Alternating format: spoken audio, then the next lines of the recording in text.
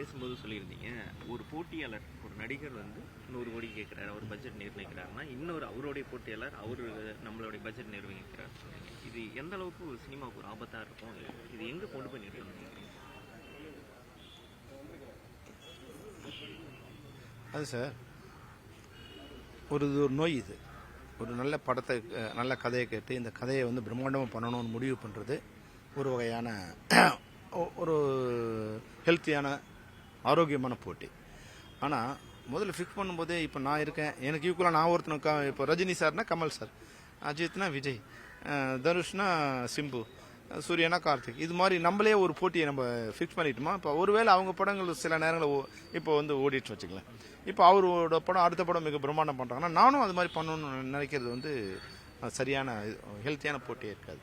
ஒரு நல்ல கதையை எடுத்துட்டு இங்கே பட்ஜெட் வெற்றியை தீர்மானிக்கிறது இல்லை, கதை தான் வெற்றியை தீர்மானிக்கிறது. அதனால அந்த நோயிலேருந்து முதல்ல எல்லாரும் வெளியே வரணும். இது பெரிய பட்ஜெட்டாக பண்ணணும், 1000 கோடியை தாண்டணும். 1000 கோடி தாண்டி என்ன பண்ண போறீங்க? யாருக்குமே பயன்படாத ஒரு குப்பையை நீங்கள் கொடுத்து 1000 கோடி நீங்கள் சம்பாரிச்சிக்கிறதால யாருக்கு லாபம்? உங்களுக்கும் லாபம் இல்லாமல், உங்கள் சமுதாயத்துக்கும் லாபம் இல்லாமல், திரைப்படத்துறைக்கும் லாபம் இல்லாமல், அது ஒரு குப்பையை கொடுக்கறதால வெற்றி அடையிறதெல்லாம் சிறந்த படம்னு சொல்ல முடியாது. அது ஒரு குப்பையாக தான் இருக்கும். 1000 கோடி நான் தாண்டிட்டேன் நீங்கள் சந்தோஷப்படலாமே தவிர அது மூலம் எந்த விதமான லாபமும் இல்லை. நீங்கள் அடுத்த வருஷமே அந்த படங்கள் மறைஞ்சு போயிடும். காலத்தை வெல்லக்கூடிய படங்களாக தான் அவங்க ஒரு அளவுக்கு வளர்ந்த பிறகு 4 இட்லி தான் நான் சாப்பிட முடியும், 4 இட்லியை சாப்பிடக்கூடிய நிலையை உங்களுக்கு இண்டஸ்ட்ரி கொடுத்துட்ட பிறகு நீ மறுபடியும் 100 கோடி 200 கோடி 300 கோடிங்கிற நோயிலிருந்து விடுபட்டு சிறந்த திரைப்படங்களை இங்கே கொடுக்கணும். அது மக்களுக்கும் பயன்படணும், தொழிலாளர்களுக்கும் பயன்படணும். மொத்தத்தையும் நானே வாரி சுருட்டிட்டு போயிடணும் நினைக்கக்கூடிய பேராசை இருக்கக்கூடாதுங்கிறது தான் என்னுடைய வேண்டுகோள்.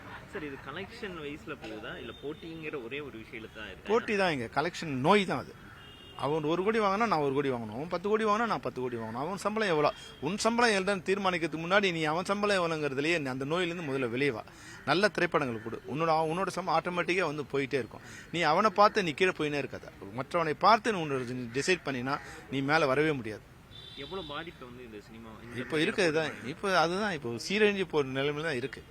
இன்னைக்கு பட்ஜெட்டை வச்சுட்டு படம் பண்ணுறதால தான் அவங்க பட்ஜெட்டு என்னோட பட்ஜெட், அவங்க பட்ஜெட்டு என்னோட பட்ஜெட்னு வச்சு நீ திரைப்படங்களை உருவாக்குறதால தான் இது படம் சீரழிஞ்ச நிலைக்கு போயிட்டு இருக்கு. அதனால அது கண்டென்ட் வச்சு அவன் கதை அவன் நல்ல படம் பண்ணானா நான் நல்ல படம் பண்ணுவேன் அப்படின்னு நீங்கள் போட்டி போடுங்க. அப்போ நிச்சயமாக இண்டஸ்ட்ரி வளரும், நீங்களும் வளருவீங்க. அந்த வளர்ச்சி தான் நல்ல வளர்ச்சியாக இருக்கும். சார், நீங்கள் இன்னொரு விஷயத்தை முக்கியமாக குறிப்பிட்டீங்க, ஆபாசம் அப்படின்ற ஒரு விஷயம். இது சினிமாவில் இருந்து இப்போ சமூகத்தில் பிரதிபலிக்குதுன்னு நினைக்கிறீங்களா? சமூகத்தில் இருந்து சினிமாவில் இது முட்டையிலேருந்து கோழி வந்ததுதான், கோழியிலேருந்து முட்டை வந்தது. சினிமாவிலிருந்தும் சமூகத்துக்கு வருது, சமூகத்திலிருந்தும் சினிமாவுக்கு வருது. சமூகத்தில் நடக்கிற அவலங்களை நம்ம எடுக்கிறோம்னு நம்ம சொல்கிறோம். அந்த அவலங்களாக காமிக்கணும். அவலங்களை காமிக்கிறங்கிற போர்வையில் நீ இன்னொரு ஆபாச குப்பையை இங்கே கொடுக்கக்கூடாது. உன் மைண்டில் அது கூட ஆபாசம் இருக்குன்னு அர்த்தம்.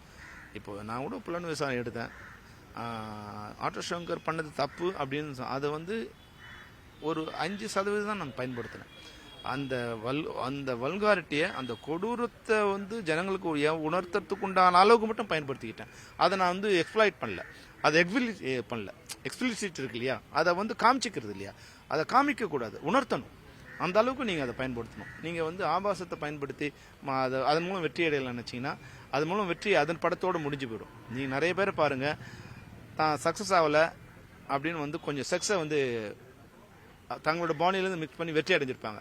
அதுதான் அவங்களோட உச்சமாக இருக்கும். நான் நிறைய பேர் உங்களுக்கு சொல்ல முடியும், ஆனால் நான் சொல்ல விரும்பலை. எப்போ செக்ஸை காமிச்சு வெற்றி அடைஞ்சாங்களோ அதோடு அவங்களோட கிராஃப் முடிஞ்சு போயிடும். ஏன்னா வேறு எதுவுமே இல்லை, எங்கிட்ட எதுவும் இல்லை, எங்கிட்ட மூளை இல்லை, உடல் தான் இருக்குன்னு காமிச்சின்னா அதுக்கப்புறம் ஒன்று வெற்றி இருக்காது. அதுதான் நான் இயக்குநர்களுக்கோ இல்லை நடிகர்களுக்கோ சொல்ல விரும்புறது செக்ஸுங்கிறது ஒரு அளவோடு இருந்தால், மூடி இருந்தால் தான் எல்லாமே நல்லாயிருக்கும்.